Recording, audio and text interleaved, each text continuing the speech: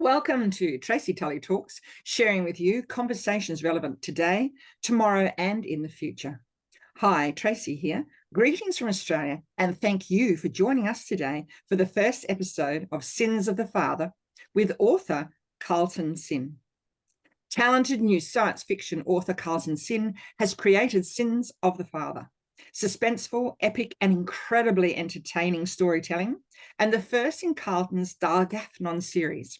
It will delight fans of mythical creatures and adventure-filled fantasy. Excited to have you join me today, Carlton. Excited after hearing that pitch too. Thanks for having me. Great, thank you. Very kind of you. So let's get into some questions and find out more about you. Tell us, who is the man behind Carlton Sinn?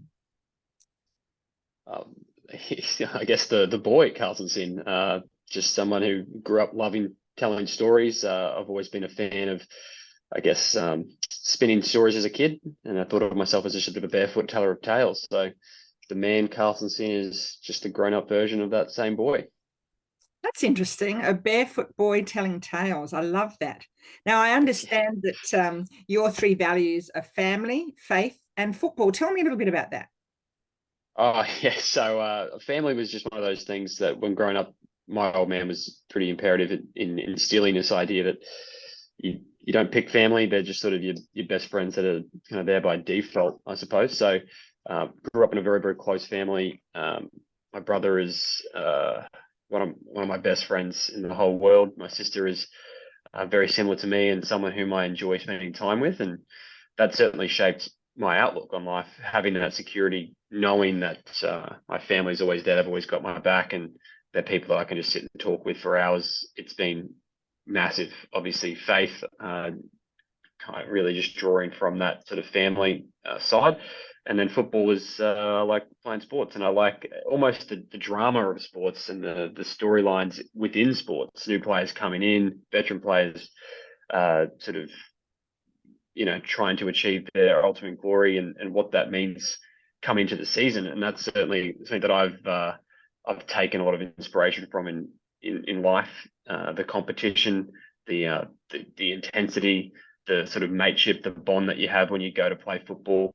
It's a contact sport. It's sort of you need to have your friends and sort of your brothers in the trenches there with you. So that's all certainly informed my character and how I see the world, and my security as a man comes a lot from having that support at home, and then I've basically only played team sports my entire life. So having those people around me is massively important. So tell us a little bit about your family. I know you have a new little one.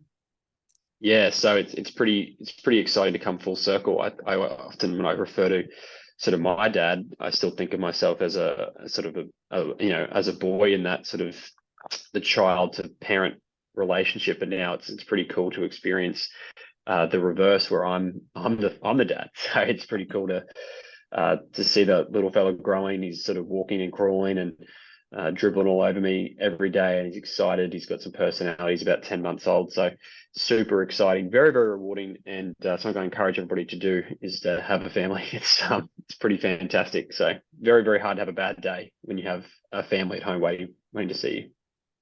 Oh, and you actually started writing the book long before he was born. Is that correct? Yeah, so yeah, it's a bit of a labor of love, writing, as I'm sure you know, and anyone that's ever read a book probably knows maybe half the time is writing, and the other half is editing and reviewing and constantly improving. So I quite like telling the stories. The editing stuff is it's quite difficult and really not that exciting for me, but it has to be done. Redrafting and trying to refine your narrative down to where it is something that people can really enjoy and really grip into and perceive to be real and perceive to be in the world, as opposed to something that's very superficial and basic. So, definitely a labor of love. If I didn't enjoy it, I don't think I could have made it through. Well, I can guarantee readers they're definitely going to thoroughly enjoy reading your book. It's very exciting. So tell us, what inspired you to start writing your book? Actually, it's almost an unbelievable story, to be honest. But it was during lockdown in 2020, I think. I want to say, I'm not 100% sure on the dates, but I think it was 2020. And I was a bachelor at the time, so I lived with a friend of mine who happened to be into Dungeons and Dragons that I'd never played before, but I had a game with a couple of people that were allowed to have over that were living in sort of building that we were in. We played one game and it was quite fun. I didn't think much of it. I haven't played since, but it was enjoyable just to craft these stories. And then from that one, game that we played, we all made a couple of characters, and I don't know, Joel described us walking and doing other Dungeons and Dragons things, which was quite enjoyable. I just sort of started writing sort of a transcript of the game for the people that were there, just for a bit of fun, because we had not much to do, and work was pretty easy on the computer, and didn't have a lot of work to do. We were just sort of bumming around during those early days where it was very hard lockdown. So I just sort of keep myself busy. I just wrote that story, and from that, 4 to 10 page, I can't remember how long it was. It was fairly brief, but they really enjoyed it. They thought that was really funny, and just reminded them, and they had a very positive reviews. And I thought, oh well, that sounds interesting. And this is the part that no one believes when I say I woke up with this trilogy sort of story in my head. Very, very basic plot points, obviously, and the next 2.5 years I spent writing that and developing that into a story and really fleshing it out. So I can't tell you exactly how it came to me. It did one day, and I added to it and fleshed it out and pushed the boundaries of my imagination to the point where it encompasses the book Sins of the Father in totality. But I can assure you it wasn't quite as easy as waking up with all the answers, but the framework was there. And I someone who I quite enjoy reading philosophy and history. What motivates me is not necessarily saving the princess, but why a certain person would risk their own life to do that. And that comes back to what is a man, and how I was raised as someone who does view themselves as sort of father, a husband, a protector now. So I would jump in front of a bus for my son, for my wife, for my family. And I think that kind of, I want to say, should be a universal value, but maybe a bit more old school value for men. Certainly drive some of the characters, and there's people that push back on that, and they present the narrative that, well, why would I risk my life for someone that I don't know? What is the benefit of me doing that? And that's sort of really the essence of why I started writing the book, was exploring those themes in those characters that I was able to create. So tell us now, what is your book Sins of the Father about? Yeah, I think it is sort of it's a tragedy, I think, by genre, and it's sort of an epic. So it's a very, very long tale. Don't want to dissuade readers from getting into it, but it's a big, broad, all-encompassing story with different factions, I suppose. You have different characters in different places that all contribute to the main sort of story and the saga that the story is based around. So you get different perspectives from different characters, and you get to sort of go along the journey with the characters as they battle adversity, and some people rise, some people fall, and the pressure of the moment gets to some, and some people are completely perverted by their attainment of power and what's happening around them. So that's really what the book's about. It's sort of this human drama that speaks to us all. We've all been in situations where we've been given new responsibility, and that might have changed us slightly, or we've had some sort of journey on our life, and that we've sort of had to grow from and change. And we just raise the stakes in sort of fantasy world where there are mythical creatures and princesses being kidnapped, and action and adventure abounds. But the real crux and heart and soul of the story is the characters and what decisions they make and why they make them. And hopefully, if I've done my job well, you'll really empathize and see yourself in those characters making what I consider to be real decisions, and not just me writing because I want to tell a story. These are characters that I feel are very, very real and authentic, and make decisions based on what they would make if they were in real life, if it was a documentary of sorts. So yeah, certainly that's to me what the story is about. And there's plenty of flashy fight scenes and action and adventure to keep everybody entertained. Oh, lots of blood and gore. Yeah, plenty of blood and gore. Yes, definitely got plenty of blood and gore too. Well, I can assure our readers that right from the very start of Carlton's first chapter, it had me sucked right in, and you will thoroughly enjoy reading Sins of the Father. Now, tell me, I understand you have a team of close friends who have joined you to help unleash your book to readers worldwide. Could you tell me how those friendships were forged and why they are involved so closely with your book?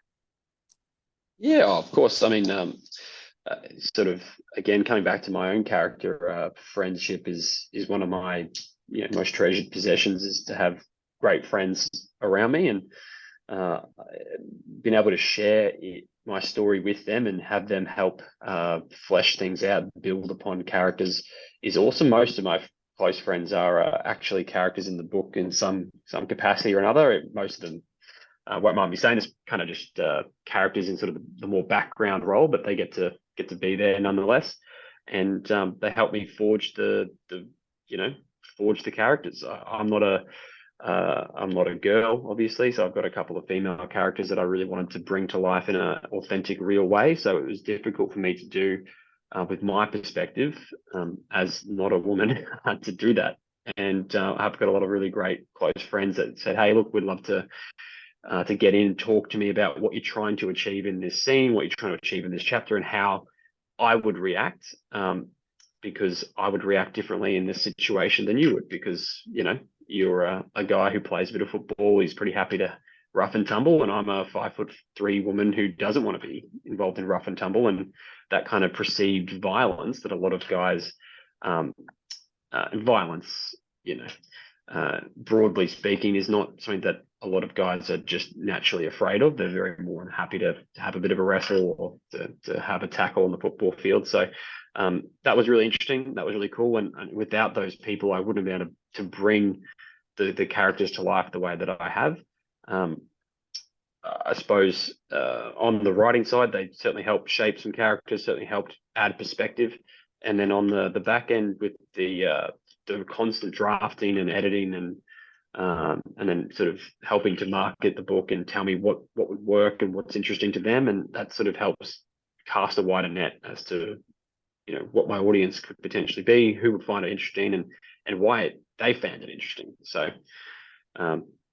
yeah, friends are good, and they've certainly added tremendous amount of value and kept me on the sort of straight path for the last 3 years. So I couldn't have done it without them. They are fantastic. I know I've met some of your crew, and they're fabulous people. And I can see from meeting them and watching you together how important that has been, and what a wonderful opportunity for everyone involved to be bringing Sins of the Father to the general public like that. And you've put a lot of time and effort into this book, and it will reap its rewards, that's for sure. Well, Carlton, Yeah. how can your readers learn more about you and Sins of the Father? Oh, well, we've actually one of the friends that I have has made me a web page, which is www.carltonsinn.com, and that has the debut novel, character profiles, bits and pieces about the book, the sort of series plan as a whole, and just bits and pieces about me as well that hopefully people find relatively interesting. So it's that's the website. It's got all the information about the book and when the updates are coming, when the book's going to be released, and hopefully you like it, and we'll keep adding more to it as we keep progressing through. Wonderful. And can anyone pre-order your book?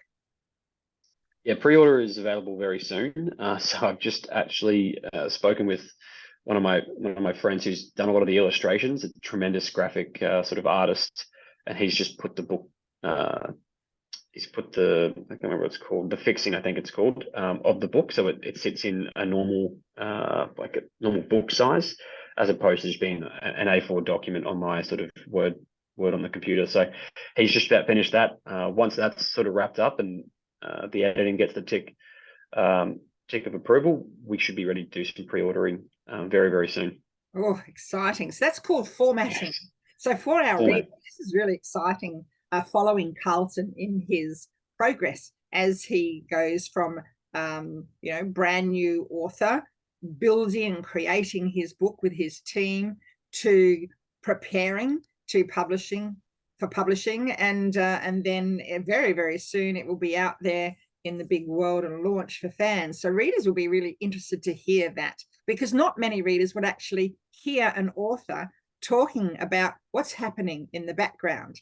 So it's exciting to hear that, and they're on the journey with you. We're bringing them in on the journey with you, Carlton, and you've got someone there that is looking at the formatting. So that person is preparing the manuscript, which is an A4 document, preparing that, and it's not easy. It's quite complex to put it in what's called a template that will suit the writing style of Carlton's book, and that's getting ready for publishing. So readers, it will not be long before you can have a special pre-order, be one of the first special people to have the pre-ordered book for Sins of the Father. So if you want to find out more, exciting, isn't it? It's awesome. Yeah. It is. It's really exciting stuff. You get pins and needles. So if readers, you and listeners, if you are very keen to find out more about Sins of the Father, then you can find Carlton's book details and all about himself on his website. And it's www.carltonsinn.com, and CarltonSinn, N for Nelly, .com. So that's his website, and once again, it's a team effort there, and it's very, very exciting. So thank you, Carlton. Thank you for coming and joining us today. It's very kind of you in your very first episode of Series 1. Oh, thank you very much for having me, Tracy. It was a pleasure. That's good. Well, to our listeners, thank you for listening to us on Tracy Tully Talks for inspirational talking points. You can find me on www.tracytullytalks.com and on my YouTube channel. All right, then, wishing you all the very best, and I look forward to the second episode. Bye for now. Thanks, Tracy.